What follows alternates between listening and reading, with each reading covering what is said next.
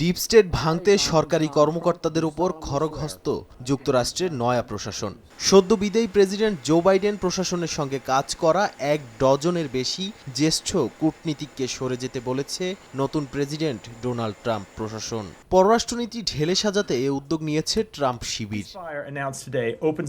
শপথের আগেই পররাষ্ট্র মন্ত্রণালয়ের ২০ কর্মকর্তাকে ট্রাম্প প্রশাসনের পক্ষ থেকে অব্যাহতি দেয়া হয়েছে বলে জানিয়েছে সিবিএস নিউজ। তাদের স্থানে অনুগত কর্মকর্তাদের নিয়োগ দেওয়ার প্রক্রিয়া চলছে। এছাড়া আগের বিভিন্ন স্তরের কর্মকর্তাদের পদত্যাগ করতে বলা হয়েছে। এর মধ্যে পররাষ্ট্র দপ্তরের মধ্যে বিভিন্ন অভ্যন্তরীণ সমন্বয়ের দায়িত্বে থাকা ৩ জন কূটনীতিকও আছেন।